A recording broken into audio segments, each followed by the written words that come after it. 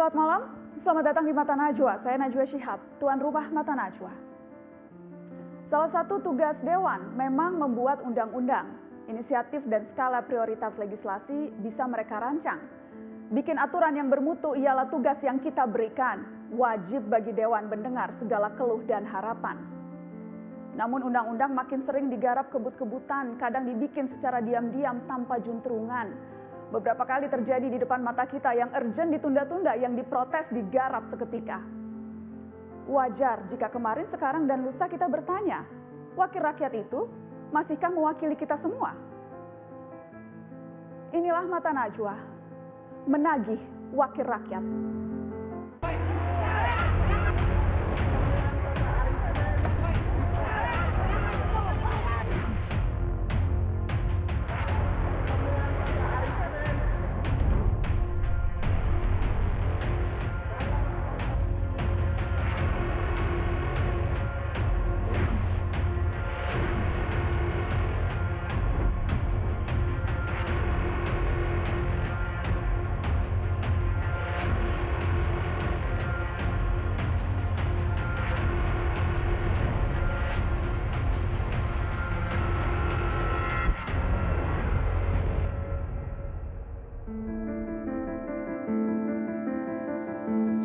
Sembilan bulan wakil rakyat periode 2019-2024 bekerja. Sederet kontroversi mewarnai perjalanan anggota Dewan di Senayan, diantaranya polemik pembahasan undang-undang.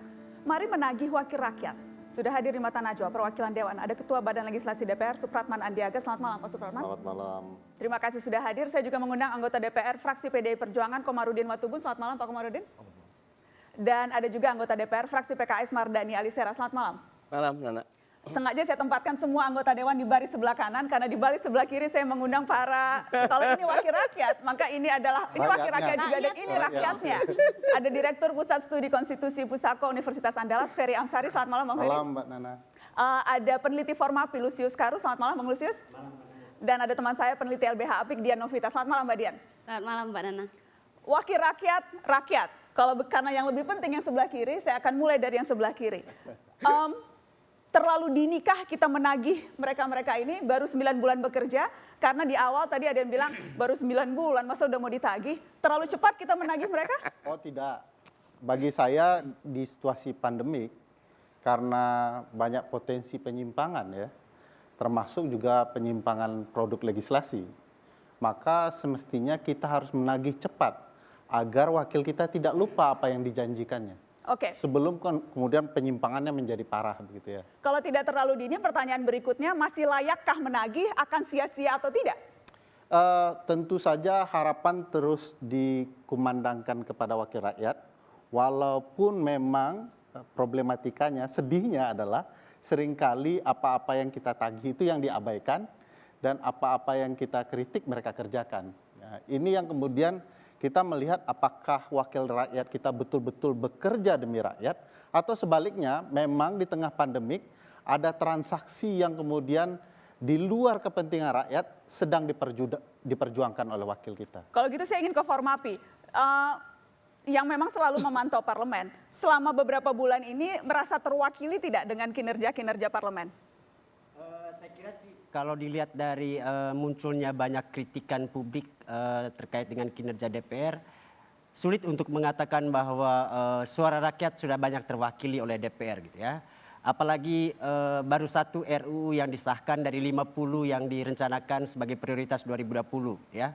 Belum juga masuk akhir tahun, mereka sudah buru-buru mencoret 16 diantaranya gitu. Jadi DPR sendiri sudah melakukan evaluasi, dan mereka sepertinya sudah mengakui tidak mampu untuk menyelesaikan 49 RUU tersisa. Oh, jadi karena pencoretan RUU itu pengakuan bahwa memang tidak bisa bekerja? Saya kira iya, itu yang dilupakan Pak Supratman gitu ya, bahwa dengan mencoret di bulan Juni 16 RUU itu, mereka mengatakan bahwa di pertengahan jalan mereka sudah tidak mampu untuk mempertanggungjawabkan apa yang sejak Januari mereka anggap prioritas. Oke, saya mau ke sebelum kita spesifik nanti membahas RUU PKS sebagai undang-undang, rancangan undang-undang yang juga dicoret dan kemudian juga menimbulkan banyak polemik. Secara umum, merasa terwakili dengan wakil-wakil Anda? Saya tidak merasa terwakili, Mbak Nana, karena bagaimana ya, untuk bicara soal RUU PKS saja sebelumnya pernah dijanjikan akan masuk ke dalam carry over. Tapi ternyata gagal lagi masuk dalam carry over. Jadi kami itu sudah dijanjikan sudah lama. Dijanjikan dalam periode sebelumnya, di periode ini kami dijanjikan lagi dan dijanjikan lagi akan masuk dalam prolegnas 2021. Berkali-kali janji tidak ditepati. Ya itu dah PHP namanya. PHP, PHP Wakil Rakyat. Baik. Saya ingin apakah Ketua Balik memang Anda yang menjadi sasaran tembak atau yang lain yang mau mewakili dulu? Ini karena saya mengundang fraksi terbesar di partai di DPR ada PDI Perjuangan. Saya mengundang satu-satunya oposisi yang ada di DPR PKS. Dan yang ini ada Ketua Balik karena kita banyak bicara soal legislasi. Jadi siapakah yang mau membela diri terlebih dahulu? Ketua Balik, apakah bagaimana? Saya bisa memahami apa yang disampaikan oleh ketiga narasumber tadi. Dan menurut saya ini baik bagi DPR berbenah diri. Salah satu bukti bahwa kami mendengar suara publik, bahwa kami harus jujur mengakuin bahwa proses perencanaan legislasi itu memang harus dilakukan secara cermat dengan memperhitungkan segala kemampuan. Tapi ini kan keadaan di luar yang kita perkirakan sebelumnya.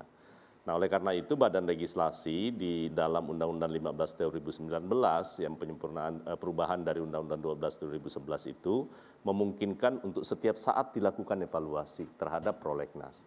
Terhadap Dan apakah itu artinya pengakuan atas ketidakmampuan kerja? Bukan soal ketidakmampuan kerja, tetapi kami lebih memilihnya bahwa ini menyangkut soal keadaan situasi yang memang tidak memungkinkan untuk melanjutkan beberapa RUU dari 50 itu kita sekarang menjadi 33 RUU. Nah, oleh karena itu menurut saya kritikan-kritikan dari publik menurut saya itu sehat bagi kami. Tapi yang paling penting adalah sehat itu kalau kemudian kritikannya didengarkan. Kami dengarkan, sekarang kami dengarkan salah satu. Memang tidak mungkin semua bisa terpuaskan, itu pasti. Tidak mungkin kami bisa memuaskan semua pihak. Jadi siapa yang menurut Anda terpuaskan dengan keputusan DPR? Salah satunya nih Pak Lusius nih. Iya kan? Anda dari dulu mengkritik kami bahwa itu 50 sesuatu yang terlalu Saya kira besar tidak. dan akhirnya Mereka cuma mendengar tapi evaluasi. tidak melakukan apa yang kemudian jadi rekomendasi gitu ya. Tiap kali kami mengkritik gitu ya. Misalnya kita sudah sejak awal mengatakan prolegnas itu harus disusun berdasarkan prioritas yang dianggap betul-betul dibutuhkan rakyat. Karena itu tidak soal jumlahnya sedikit tapi betul-betul dibutuhkan. Yang dilakukan DPR jumlahnya terus banyak. Kalau mengatakan bahwa itu yang dibutuhkan oleh rakyat tentu subjektivitasnya lebih tinggi. Artinya kita rakyat yang mana? Itu kan perdebatannya bisa sampai ke sana. Bisa dijawab. Saya ingin rakyat yang mengkritik kinerja DPR karena membuat undang-undang yang ditentang rakyat. Kemarin misalnya waktu undang-undang KPK itu turun luar biasa. Tapi diabaikan. Sekarang waktu undang-undang Minerba banyak rakyat yang mengkritik melalui ini media bukan sosial, soal melalui banyak, akses ini bukan media soal yang lebih banyak. Jadi tapi diabaikan tuh bukan, sama DPR. kita pasti tidak mengabaikan itu. Pasti ada yang setuju, ada yang tidak setuju. Kalau begitu problematikanya apa Bang Supratman? Karena kan saya ingin memberikan gambaran. Saya setuju apa yang disampaikan oleh Pak Lusius tadi. Bahwa memang ke depan bukan hanya DPR. Karena DPR dengan Undang-Undang Dasar kita hasil amandemen itu memberikan sebuah kewenangan yang luar biasa kepada DPR sebagai lembaga pembentuk undang-undang. Tetapi dalam pelaksanaannya kan tidak seperti itu. Karena memang kita diberi kewenangan oleh konstitusi, tetapi dalam pembahasannya itu harus bersama-sama dengan pemerintah. Jadi menyalahkan DPR menurut saya juga dalam pencapaian satu tujuan tertentu semata itu juga tidak benar, itu tidak adil. Tapi yang menentukan mana RUU yang masuk prioritas atau tidak, yang kemudian dinilai tebang pilih itu kan ada di DPR. Nah, justru jadi ini yang saya mau jelaskan. Saat ini. Ini apakah iya tebang pilih? Bukan. Jadi hak untuk mengusulkan itu kan bukan hanya di DPR, ada 3 lembaga yang mempunyai hak mengusul. 1 pemerintah, 2 DPR, yang ketiga DPD. Nah, ketiga lembaga inilah yang memutuskan mana yang masuk dalam prolegnas. Nah, cuman memang karena ketentuan di dalam Undang-Undang Dasar kita hasil amandemen yang memberikan kewenangan bahwa DPR itu sebagai lembaga pembentuk undang-undang, semua sekarang sasarannya ke DPR. Tapi tidak ada masalah, buat kami itu malah jadi cambuk ya, jadi cambuk. Dan menurut saya apa yang kami lakukan terakhir dengan melakukan evaluasi lebih dini. Saya ingin minta ketegasan, apakah tebang pilih atau tidak ketika ada 16 RUU yang dicoret, padahal RUU itu salah satunya RUU PKS. Bukan soal tebang pilih Mbak Nana. Jadi ini persoalannya, pertimbangannya nanti akan saya jelaskan satu persatu. Satu, kalau Undang-Undang PKS ya, kita ambil contoh Undang-Undang PKS. Yang mengusulkan itu Komisi 8 ya. Komisi 8. Tapi mereka menyurat kepada kami dan kemudian hasil pada saat rapat konsultasi menyatakan bahwa ada problematika yang sulit sehingga proses penyusunannya belum selesai, kemudian mau diserahkan ke Badan Legislasi.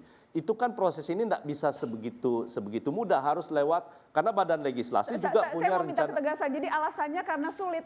Ya itu yang disampaikan pada saat Dan kita itu alasan yang logis kalau Bukan. undang-undangnya sulit jadi tidak usah diteruskan. Jadi gini, bukan itu. Bukankah rakyat menggaji anggota DPR bukan untuk, itu, untuk membahas Mbak Nana. undang-undang yang Jadi sulit? gini loh, Masa kita undang-undang setuju. sulit kita lanjutkan setelah pariwara tetap di mata Najwa, mudah-mudahan tidak sulit bagi anggota DPR untuk menjawab pertanyaan-pertanyaan kita setelah pariwara.